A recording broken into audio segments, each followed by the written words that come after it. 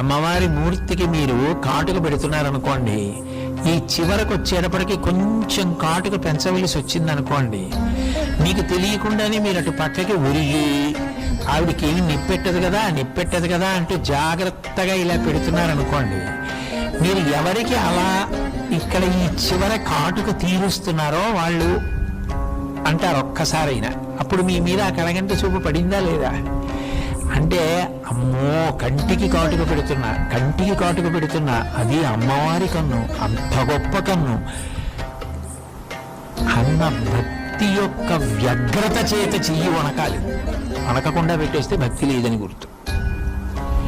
అమ్మో చెయ్యి ఉడుకుతోంది, కబుక్కుని కంట్లో ఏ గుడ్డుకో ఉరిపిడి తగులుతుందేమో అన్న భావన చేత ఊపిరి బిగించి ఎంతో జాగ్రత్తగా ఇలా వాలిపోయి పెడుతున్నారనుకోండి, ఆ రోజుని మీ మీద కటాక్షం పడి కటాక్ష శ్లోకం చెప్పడానికి